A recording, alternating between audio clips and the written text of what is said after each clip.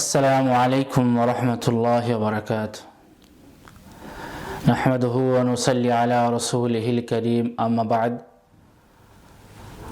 قال النبي صلى الله عليه وسلم: من صام يوما في سبيل الله جعل الله بينه وبين النار خندقا كما بين السماء والأرض. সম্মানিত দিনী ভাই সকল, সমস্ত প্রশংসা সমস্ত গুণগান সেই মহান আল্লাহ তাবারক ওয়া তাআলার জন্য, যার প্রশংসা করে শেষ করা যায় না, যাবে না, তাই আমরা সকলেই বলি আলহামদুলিল্লাহ।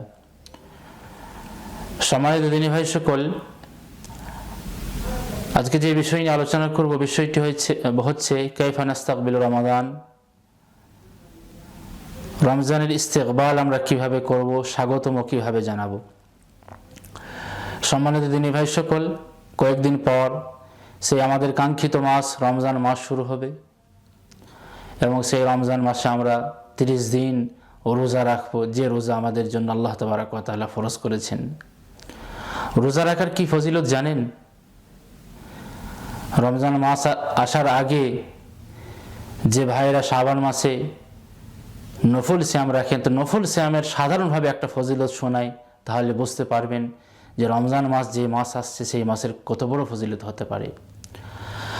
আবু উমামা রাদিয়াল্লাহু তাআলা আনহু থেকে বর্ণিত একটি হাদিস, যে হাদিসটি তিরমিজিতে আছে, তিরমিজির 1624 নম্বরে রাসূলুল্লাহ সাল্লাল্লাহু আলাইহি ওয়াসাল্লাম বলেছেন: মান সামা ইয়াওমান ফি সাবিলিল্লাহি জাআলাল্লাহু বাইনাহু ওয়া বাইনান নারি খান্দাকান কামা বাইনাস সামাই ওয়াল আরদ। যে ব্যক্তি আল্লাহ তাবারক ওয়া তাআলার জন্য একটা রোজা রাখবে, আল্লাহ তাবারক ওয়া তাআলার জন্য একটা রোজা রাখবে, তো সেই ব্যক্তির মাঝে এবং জাহান্নামের মাঝে একটা গর্ত খনন করা হবে, আর সেই গর্তর দূরত্ব কীরকম হবে? যেরকম দূরত্ব জমিন ও আসমানের। সুবহানাল্লাহ। অর্থাৎ জাহান্নাম এক কিনারাতে আর আপনি এক কিনারাতে, শুধুমাত্র একটা রোজা রাখার ফজিলত, তাও আবার যে কোনো রোজা সাধারণভাবে হতে পারে। তাই রমজান মাসে 30টা রোজা ফরজ, সেই ফরজ রোজা যদি আমরা রাখি, যেটা আমাদেরকে রাখতেই হবে, তাহলে আমাদের ফজিলত কি হতে পারে? সম্মানিত দিনী ভাই সকল, বলার কোনো অপেক্ষা রাখে না। সম্মানিত দিনী ভাই সকল, রোজার এত বড় ফজিলত দেখেন, রাসূলুল্লাহ সাল্লাল্লাহু আলাইহি ওয়াসাল্লামের একটি হাদিস আছে, যে হাদিসটা আবু হুরায়রা রাদিয়াল্লাহু তাআলা আনহু বর্ণনা করেছেন। হাদিসটি বুখারী এবং মুসলিমে পাবেন, বুখারীর 1904 নম্বরে রাসূলুল্লাহ সাল্লাল্লাহু আলাইহি ওয়াসাল্লাম বলছেন যে ক্বালা আল্লাহু আযজা ওয়া জাল, আল্লাহ তাবারক ওয়া তাআলা বলেন: কুল্লু আমাল ইবনে আদম লাহু ইল্লা সিয়াম ফাইন্নাহু লি ওয়া আনা আজজি বিহ। আদম সন্তানের প্রত্যেকটা আমল তার জন্য, শুধুমাত্র সিয়াম বা রোজা আমার জন্য, এবং আমি নিজের হাতে বান্দাকে বদলা দেব। সম্মানিত দিনী ভাই সকল, সামনে যে মাস আসছে রমজান মাস, এই রমজান মাসের রোজা এবং সাধারণভাবে রোজা রাসূল করিম সাল্লাল্লাহু আলাইহি সাল্লাম বলছেন যে বান্দা কেবলমাত্র আল্লাহ তাবারক ওয়া তাআলার জন্য রাখে, আর আল্লাহ নিজের হাতে বদলা দেবে। আল্লাহ কিন্তু নামাজের জন্য, যাকাতের জন্য, হজের জন্য এবং আরও যে সমস্ত ইবাদত আছে, সেই ইবাদতের জন্য বলেন নাই যে আমার জন্য এবং আমি নিজের হাতে বদলা দেব, কিন্তু সিয়ামের জন্য বলেছেন।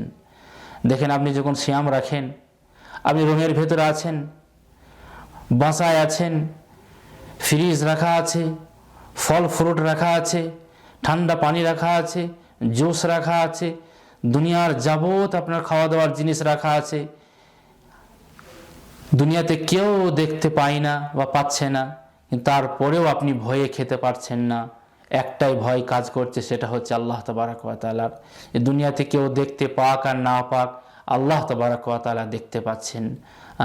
এটা আল্লাহ তাবারক ওয়া তাআলা এমন খুশি হন যে আল্লাহ তাবারক ওয়া তাআলা বলেন যে বান্দা আমার জন্য রোজা রাখে আর আমি নিজের হাতে বান্দাকে বদলা দেব। কিন্তু কখনো কখনো নামাজে হয়তো লোক দেখানো আসতে পারে, যাকাতে লোক দেখানো আসতে পারে, হজে লোক দেখানো আসতে পারে, অন্যান্য ইবাদতে লোক দেখানো আসতে পারে। এই সমস্ত ইবাদতের জন্য আল্লাহ তাবারক ওয়া তাআলা বলেন নাই যে আমি নিজের হাতে বদলা দেবো, সিয়ামের জন্য বলেছেন।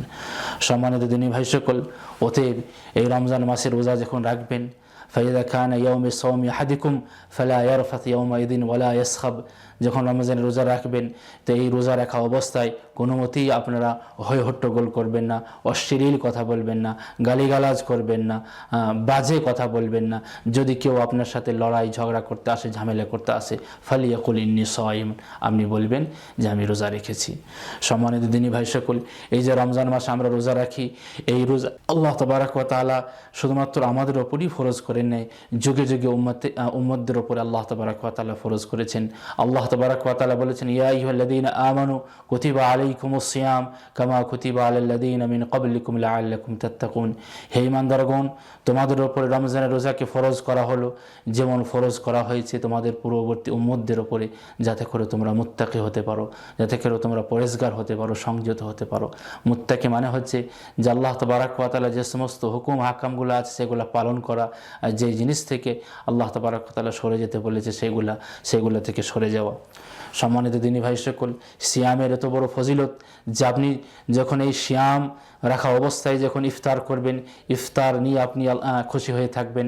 আবার হয়তো যদি আপনি সিয়াম অবস্থায় মারা যান, তো রোজা অবস্থায় আল্লাহ তাবারাক ওয়া তাআলার সাথে আপনি সাক্ষাৎ করবেন। এত বড় ফজিলত আছে সিয়ামের। এত ফজিলত যে রোজাদারদের মুখের যে গন্ধ, সেটা মুশকে আম্বারের থেকেও বেশি সুগন্ধযুক্ত আল্লাহ তাবারাক ওয়া তাআলার কাছে। আপনি ভাবছেন আমি রোজা রেখেছি, আমার মুখে দুর্গন্ধ, না, দুনিয়া ভাবতে পারে, কিন্তু আল্লাহ তাবারাক ওয়া তাআলার কাছে মুশকে আম্বার থেকেও বেশি সুগন্ধযুক্ত। সম্মানিত দিনী ভাই সকল, আপনি যখন রোজা রাখবেন, এই রোজা আপনার জন্য সুপারিশকারী হবে কিয়ামতের দিনে। রাসূল করিম সাল্লাল্লাহু আলাইহি ওয়াসাল্লামের একটি হাদিস আপনাদেরকে শোনাই। আব্দুল্লাহ বিন আমর রাদিয়াল্লাহু তাআলা আনহু থেকে বর্ণিত, রাসূল করিম সাল্লাল্লাহু আলাইহি ওয়াসাল্লাম বলেছেন, আস-সিয়াম ওয়াল কুরআন ইয়াশফাআনি লিল আবদি ইয়াউমাল কিয়ামা। যে সিয়াম অর্থাৎ রোজা এবং কোরআন, এই দুজনেই আল্লাহ তাবারাক ওয়া তাআলার কাছে কিয়ামতের দিনে আপনার জন্য সুপারিশকারী হবে, শাফাআত করবে। সিয়াম কি বলবে যে ইয়া রব মানাতু তাআমা ওয়া শাহাওয়াত ফিন নাহার ফাশফা'নি ফিহি, হে আমার প্রভু, আমি এই ব্যক্তিকে দিনের বেলাতে আপনার খাওয়া দাওয়া থেকে, পানাহার থেকে এবং স্ত্রী সহবাস থেকে বিরত রেখেছিলাম, সে বিরত থেকেছিল, অতএব আমার সুপারিশের জন্য কবুল করো। আল্লাহ তাবারাক ওয়া তাআলা সেই সিয়ামের সুপারিশ, রোজার সুপারিশ কবুল করবেন এবং আপনাকে ক্ষমা করে দেবেন। কোরআন আল্লাহ তাবারাক ওয়া তাআলার কাছে সুপারিশ করবে। কোরআন বলবে, হে আল্লাহ, আমি একে রাতের বেলাতে ঘুমাতে দেইনি, রাতের বেলায় আমার তেলাওয়াত করেছে, অতএব এই ব্যক্তিকে আমার জন্য ক্ষমা করে দাও। আল্লাহ তাবারাক ওয়া তাআলা সেই কোরআনের সুপারিশ করে আপনাকে আল্লাহ তাবারাক ওয়া তাআলা ক্ষমা করে দেবেন।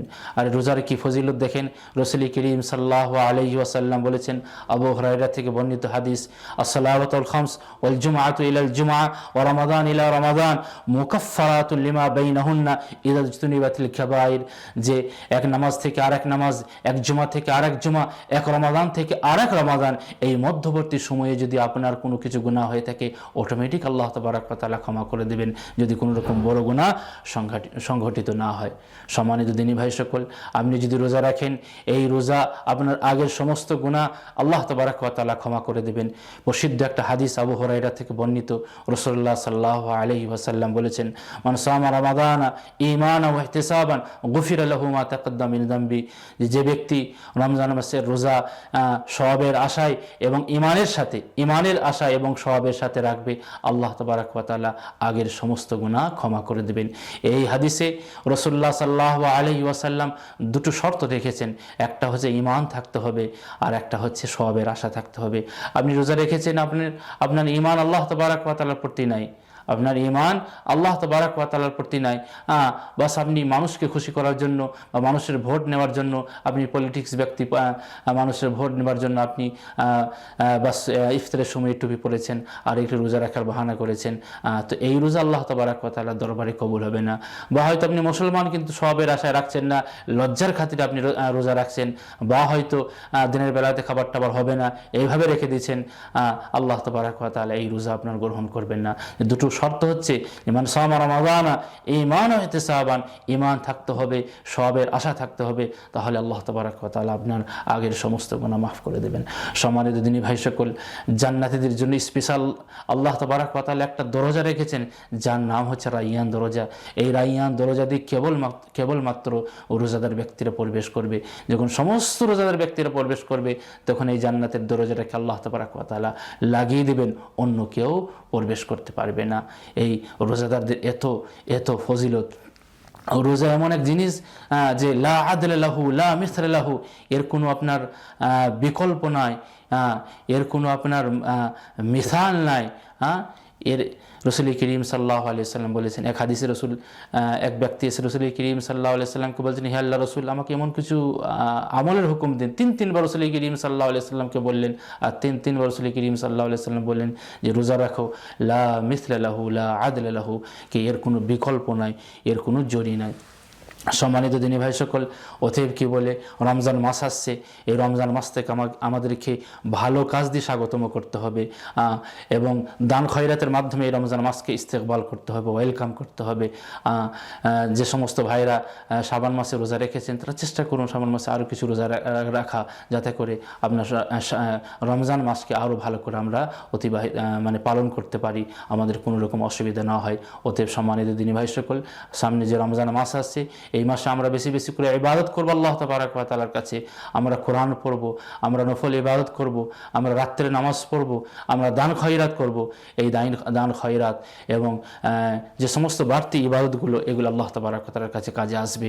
আল্লাহ তাবারক ওয়া তাআলার কাছে দোয়া করি, আল্লাহ যা কিছু আমরা শুনলাম সেগুলোর প্রতি আমল করতে পারি, এবং রমজান মাস সামনে আসছে, এই মাসে বেশি বেশি করে আমরা ইবাদত করতে পারি, সেই তৌফিক তুমি আমাদেরকে দাও। ওয়া আখিরু দাওয়ানা আনিল হামদুলিল্লাহি রাব্বিল আলামিন। আসসালামু আলাইকুম ওয়া রাহমাতুল্লাহি ওয়া বারাকাতুহু।